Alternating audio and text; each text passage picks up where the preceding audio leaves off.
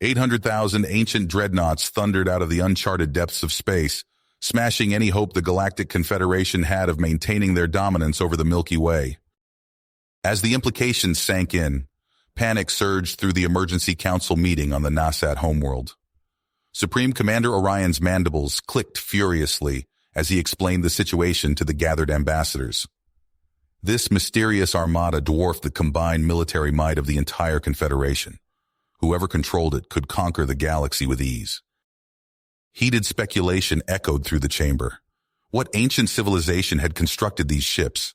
Why had they appeared now, after eons of silence? The answers could reshape the cosmic balance of power. Amid the chaos, the human ambassador Jake Adams stood and cleared his throat. The room fell silent, confused by the young race's calm demeanor in the face of this existential threat. "I'm afraid you're all mistaken," Jake said evenly. "Those dreadnoughts aren't from some long-lost alien empire. They're human." A beat of stunned silence. Then, the council erupted. Shouts of disbelief and outrage filled the air. Humanity had only achieved interstellar travel a mere century ago. How could they have built such a vast fleet right under the Confederation's nose? Jake raised his hands for quiet. "Before we made first contact, Earth faced a crisis that nearly destroyed us. As a last resort, we secretly constructed this fleet. When the threat passed, we hid the ships away, hoping never to need them again." He paused, letting the weight of his words sink in. "But now something has triggered their automated reactivation protocol. And I'm afraid that unless we act immediately, unless we take command of that fleet, this galaxy will burn." The revelation shifted the tone of the room from shock to fear. Some counselors saw visions of human conquest, others opportunities to manipulate this new balance of power. But they all understood one thing. The universe had fundamentally changed. Supreme Commander Orion surged to his feet, his wings beating the air. "You will turn over command of those ships to the Confederation, immediately." Jake met the insectoid's compound gaze unflinchingly. "I'm afraid that's not possible. The Dreadnought systems will only respond to human control, but I can offer a compromise." He let the proposal hang in the air, suddenly intensely aware of the countless alien eyes fixed on him.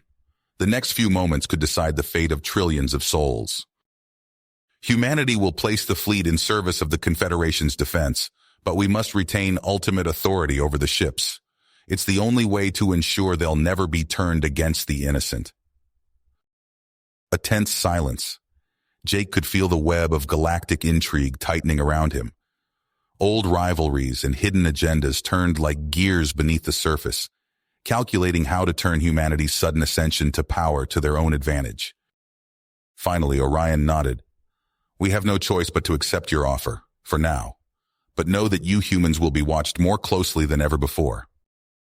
Jake inclined his head. "Of course. With this fleet, we've just become the most important piece on the galactic chessboard. Things will never be the same." As Jake took his seat, mind racing to plot humanity's next moves, he couldn't shake the feeling that this was just the opening gambit in a much vaster game. One misstep could spell doom not just for Earth, but for every living thing in the galaxy. The fate of the cosmos now rested in human hands, and Jake would be damned if he'd let it slip through his fingers. In the days following the council meeting, Jake found himself at the epicenter of a diplomatic hurricane. Orion and the Nasat leadership bombarded him with demands, insisting on full access to the Dreadnoughts' technology and command codes. "The Confederation cannot allow a single species to wield such power unchecked," Orion said, his mandibles clicking with agitation. "You must share control of the fleet." Jake shook his head. "I'm sorry, Supreme Commander, but that's not possible. The Dreadnought systems are key to human physiology and psychology. Sharing control would be like handing a loaded gun to a child." Orion's compound eyes narrowed. "You dare compare us to children?" "No, of course not," Jake said, holding up his hands in a conciliatory gesture. "I'm simply saying that the fleet is too dangerous to be controlled by anyone who doesn't fully understand it. Humanity will deploy the ships in defense of the Confederation, but we must retain command." As news of the Dreadnoughts spread, Jake's comm channels buzzed with secret messages from races long chafing under Nasat dominance. The Zixathi, the Krolin, the Vox, all offered support and alliance in exchange for access to the ancient ships. With your fleet at our side, we could finally break free of Nasat oppression, the Zixathi ambassador said, her scales shimmering with excitement. But others reacted with fear, seeing the Dreadnoughts as a harbinger of human imperialism. The Quacks Confederation began a massive naval buildup, while the Naxim Alliance openly debated a preemptive strike against Earth. Amidst the turmoil, disturbing reports emerged from within the Nasat government itself.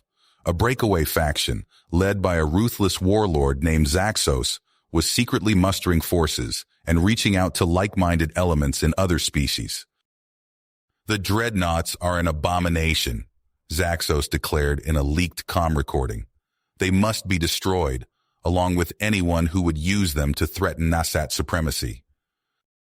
As tensions mounted, the Confederation Council convened an emergency summit on the neutral world of Talax. Jake, Orion, and representatives from a dozen major powers gathered to negotiate the fleet's future. But the talks quickly deteriorated into a morass of accusations and threats. The Zixathi accused the Nasat of tyranny, the Quacks demanded human disarmament, and the Krolin called for the Dreadnoughts to be shared among all races. Suddenly, alarms blared as a heavily armed strike force materialized in the summit chamber. At their head stood Zaxos, flanked by Nasat loyalists and mercenaries from a half-dozen species. "Surrender the Dreadnoughts, human," Zaxos snarled, leveling a plasma rifle at Jake's chest, "or watch your precious Confederation burn." Jake stood his ground, meeting the warlord's gaze unflinchingly. "I don't take orders from traitors and terrorists." Zaxos roared and opened fire, but Orion leapt in front of Jake, taking the plasma bolt in the shoulder. As the Nasat leader crumpled, all hell broke loose. Jake dove for cover, activating his comm implant and barking orders to the Dreadnought's AI. "Centurion, initiate summit defense protocol. Protect all friendly delegates." Instantly, the ancient ship's automated defense system sprang to life, filling the chamber with shimmering force fields and precision stun beams. Zaxos's forces found themselves outmatched, their weapons useless against the Dreadnought's advanced technology.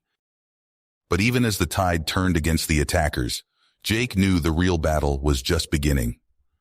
With Orion wounded and the summit descending into chaos, he had to find a way to rally the moderate factions and forge a new understanding between humanity and the Confederation races.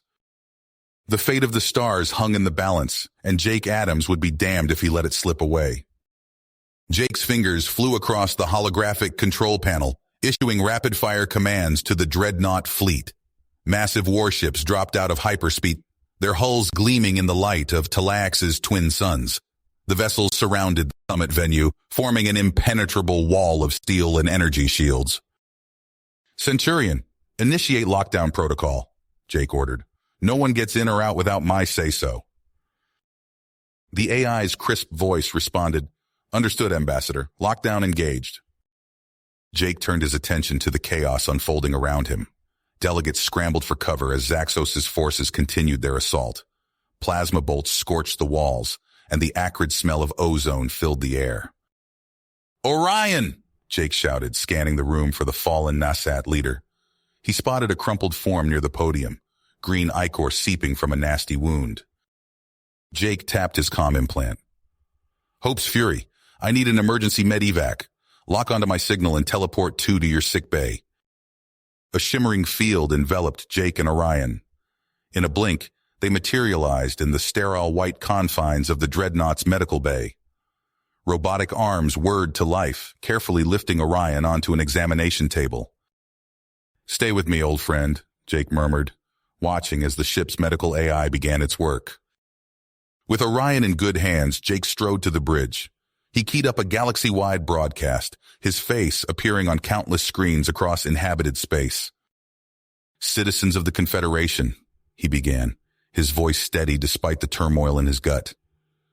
"Today, we witnessed an unconscionable act of treachery. Zaxos, a renegade Nasat, attempted to destroy this summit and plunge us into war.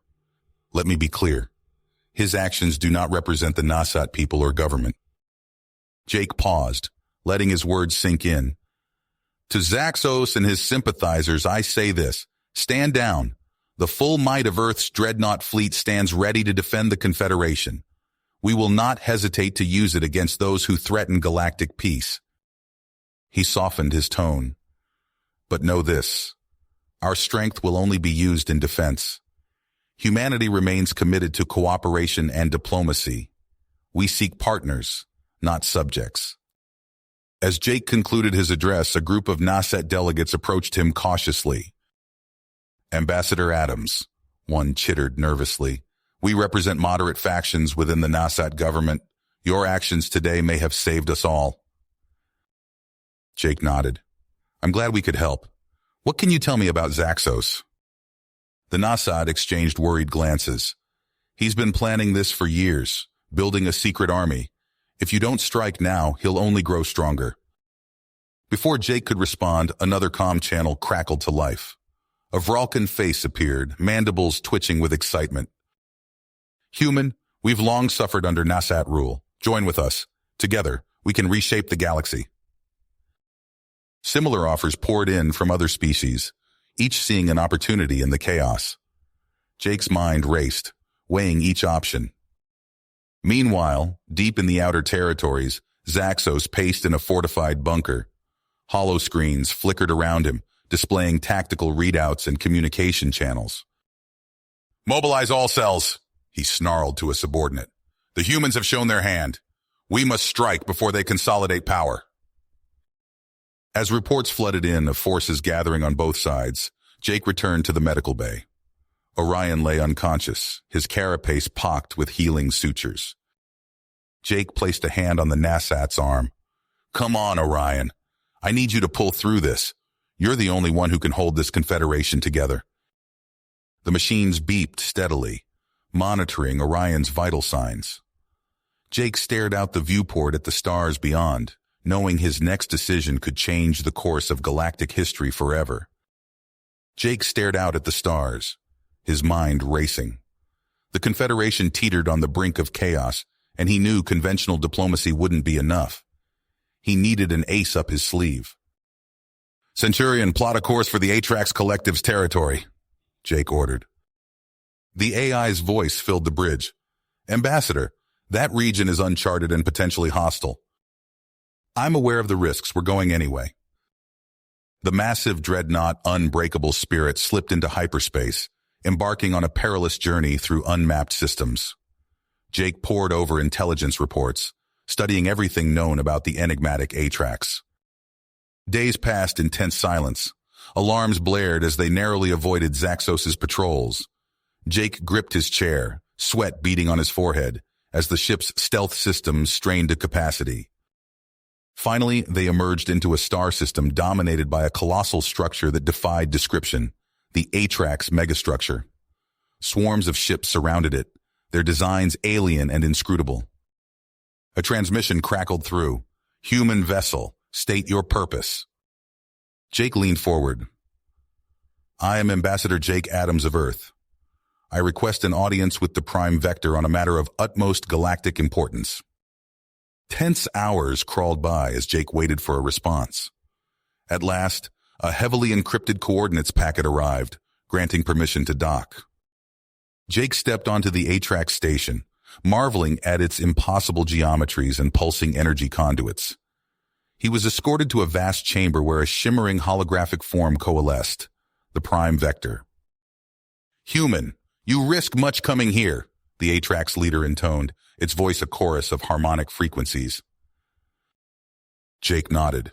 The galaxy stands on the precipice of war. I come seeking an alliance. He laid out the situation. Zaxos' rebellion, the Dreadnought fleet, the fragile balance of power. The Prime Vector listened impassively. And what do you offer in exchange for our aid? It asked.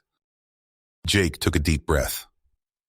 After the conflict is perseverenced, we'll share the Dreadnought's technological secrets with you.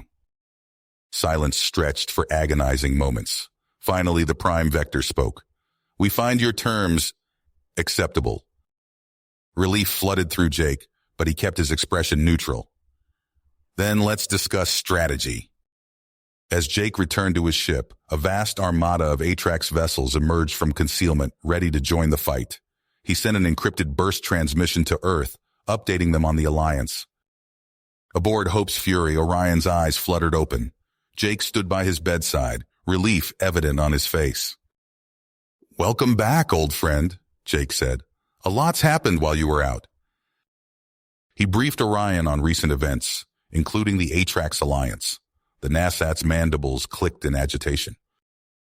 "You gave away our greatest advantage," Orion hissed. Jake met his gaze steadily. "I did what was necessary to save the Confederation. Will you stand with me?" Orion's compound eyes studied Jake for a long moment. "You leave me little choice. But know this, if your gambit fails, the consequences will be dire."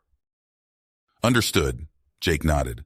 "I'm naming you Supreme Military Advisor. We'll need your tactical expertise for what's coming." With the combined might of Earth's Dreadnoughts and the Atrax fleet at his command, Jake broadcast an ultimatum across all frequencies. "Zaxos, your rebellion ends now. Surrender unconditionally, or face the full might of our forces." The response came swiftly, Zaxos' scarred visage filling the view screens. "You overestimate yourself, human. My armies will crush your pitiful alliance." "So be it," Jake said grimly, closing the channel. He turned to his assembled commanders, Human, Nisat, and Atrax. "Prepare for war." The next week saw brutal combat erupt across a dozen star systems. Jake's forces struck hard and fast, targeting Zaxos' shipyards and supply lines. The rebels fought with fanatical zeal, but found themselves outmatched at every turn. Jake stood on the bridge of Unbreakable Spirit, watching tactical holograms as another separatist stronghold fell. Victory seemed within reach, but he knew Zaxos wouldn't go down without a fight. Suddenly, alarms blared. A massive energy surge erupted from Zaxos' homeworld. Jake's blood ran cold as he realized what they faced, a weapon that could tear reality itself apart. Zaxos' voice rang out, triumphant. "Withdraw now, or watch as I reduce this sector to cosmic dust." Jake clenched his fists, mind racing. He turned to Orion and the Atrax liaison. "I need options now!" As they huddled over star charts and energy readings, Jake knew the fate of the galactic realm hung in the balance. Whatever came next would change everything. Jake Adams stood on the bridge of the Unbreakable Spirit, his eyes fixed on the holographic display of devastated star systems. The acrid smell of burnt circuitry lingered in the air, a stark reminder of the recent battles. Debris fields stretched as far as sensors could detect, the remains of once proud worlds reduced to cosmic dust. "Status report," Jake ordered, his voice hoarse from days of issuing commands. A junior officer approached, datapad in hand. "Sir, we've lost contact with the Zral colonies in the Outer Rim. Reports indicate a new faction has seized control." Jake's teeth clenched. "Show me!" The holographic display shifted, zooming in on a cluster of worlds. Red indicators flashed across the region, signaling loss of Confederation control. A face appeared on the screen, a female Zral with fierce eyes and a scar running down one cheek. "This is Axiara of the Zral sovereignty," the figure declared, her voice filled with barely contained rage. "We reject the tyranny of human rule. The Zral people will be free, or we will die trying." Jake leaned forward, studying the transmission. "Open a channel. I want to speak with her directly." Moments later, Axiara's face filled the view screen. Jake adopted a conciliatory tone. "This is Ambassador Jake Adams. I urge you to reconsider your actions. The Confederation can offer—" "Offer what?" Axiara snarled, cutting him off. "More death? More destruction? You bombed my homeworld into oblivion, Adams. My parents, my people, all sacrificed for your war against Zaxos." Jake's blood ran cold as the full weight of his decisions crashed down upon him. Before he could formulate a response, alarms blared throughout the ship. "Multiple contacts," the tactical officer shouted. "Suicide drones closing fast." The bridge erupted into chaos as officers scrambled to respond. Jake gripped the command chair, barking orders. Evasive maneuvers! All batteries open fire! But it was too late. The first impacts rocked the massive dreadnought, followed by cascading system failures as Axiara's viruses tore through their defenses. Similar reports flooded in from across the fleet. Days later, Jake stood before the interim council, the stench of failure hanging over him like a shroud. Orion paced back and forth, his carapace gleaming under the harsh lights. We must strike back with overwhelming force, Orion insisted. Sterilize their worlds if necessary. Show them the price of defiance. The Atrax representative's harmonics thrummed with disapproval. Such actions will only create more enemies. We cannot win through atrocity.